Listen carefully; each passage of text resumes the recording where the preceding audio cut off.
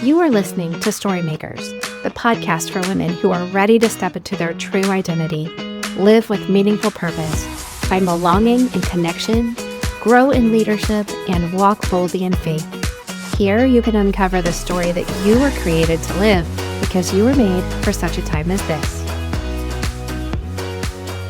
Maybe you're like me and you find out in hindsight that you have been giving and giving and giving until you're just so empty and maybe ending up a little bit resentful or kind of quietly hoping somebody will finally notice how much you give and give something back to you.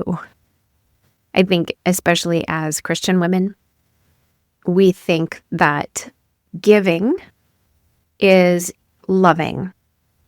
And it's our desire to give other people, especially our people, what they want and need.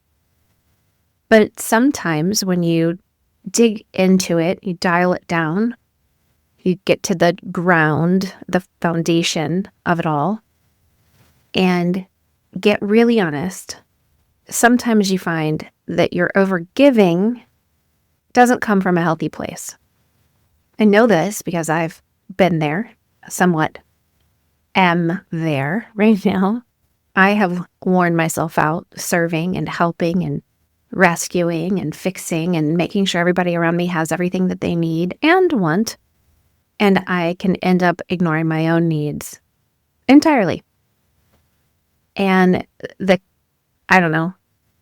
kicker, I guess, is that I want to do all of the things that I do as unto the Lord. And so it has a driver of be like Jesus, do it for Jesus. But deep down, I can see that sometimes I'm trying to prove something to myself about myself. Because overgiving is not the same as just being generous. Because I think generosity comes from being full. It's a response to love, not a way to get love. And overgiving, it comes from operating like a paradigm, having beliefs and thoughts that my worth is tied to what I do for other people and I'm valuable when I'm needed. If I stop giving, I might be forgotten or disconnected or devalued, right? And all of those thoughts create emotions like fear and guilt and anxiety. And the emotion that comes from those things leads to the action of giving without it being rooted in love, but more like self-protection and validation earning.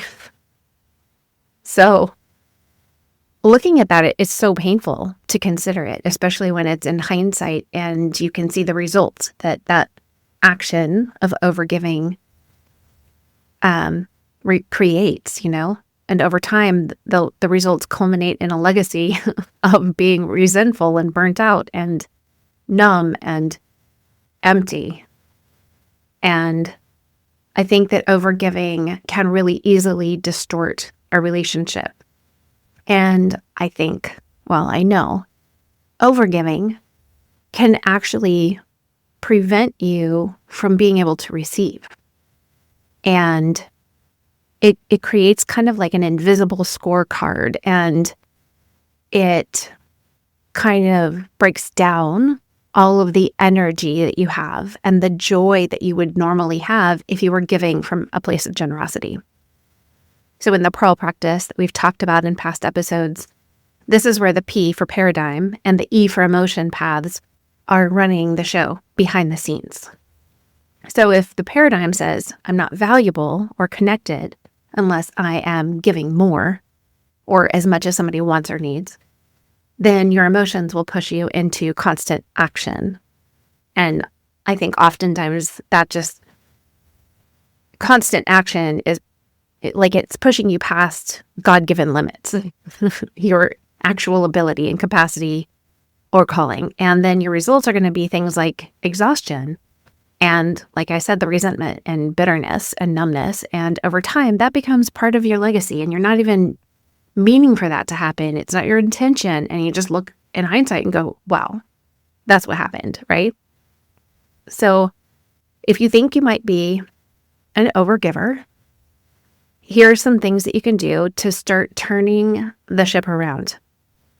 Always pause before you say yes to anybody, or yes to a circumstance, yes to a task or a responsibility.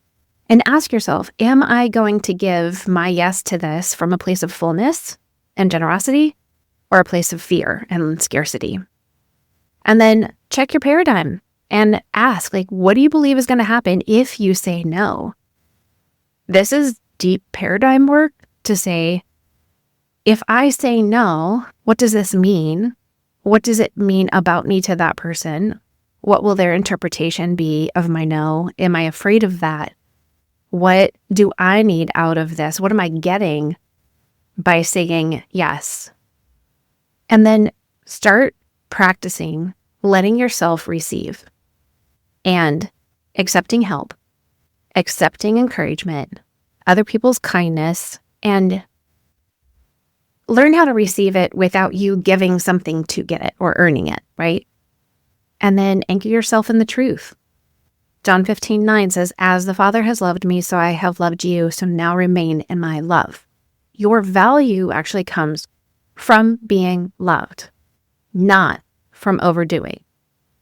So I want you to think here, consider what's going on for you when you say yes and when you don't put up a boundary, when you let somebody build a fence, like a gate in your boundary, when you let people move the boundary and you don't speak up and you don't say anything. My friends when I was a kid were everything to me. And even as an adult, I would drop everything to give them everything they needed and wanted. And I found kind of like that chosen family where there was fun and safety and where I felt like I mattered.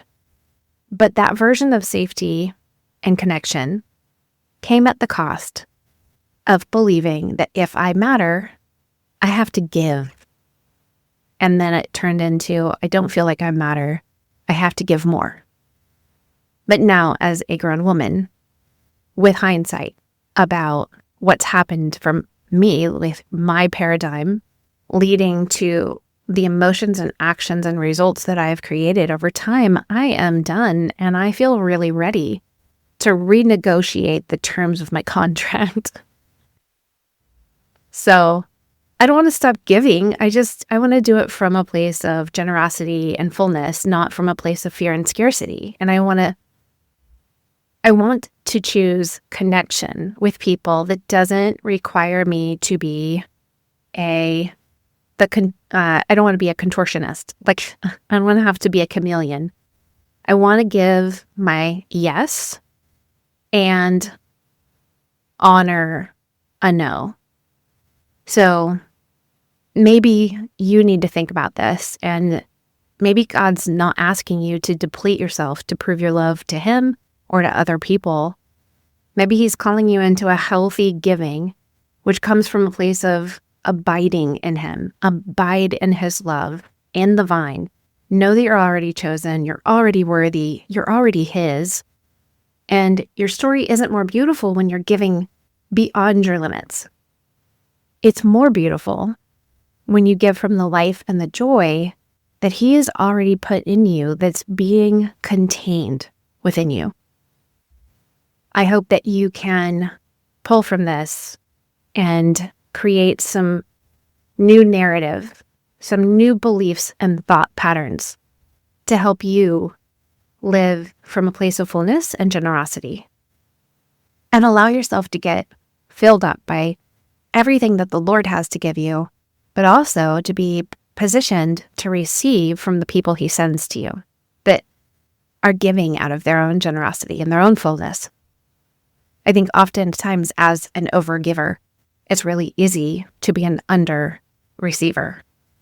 And then it makes me think of a plant that hasn't been watered in so long that when you water it, all of the water just runs through all of the dry cracks because the soil is so dry, it can't absorb the water. It actually has to sit in water and be drenched for so long before the roots can actually start absorbing the water that's being poured into it. So if you feel that way, I just want to encourage you that there is healing, there is hope, and that the Lord is with you and He wants to show you a way out. I have a resource called How to Heal from Overgiving, and I'm going to link to that in the show notes. So go over and get it. It's free for you, and it's just a simple download. And it will give you, on top of this episode, some questions to think through that you can just sit and take to the Lord and invite Holy Spirit to show you the truth of the roots and how to start pruning things and setting boundaries and growing to become the oak of righteousness planted by a river of living water that you want to be, that you're called to be, that you're capable of becoming, and start to bear new fruit that is really full of joy and generosity. So I bless you to absorb. I bless you to become absorbent, to become sponge-like for what God is wanting to do in your life in this season. For you to accept that your worth and your value, your connection and your love and your safety, they are already a done deal. Jesus said it is finished.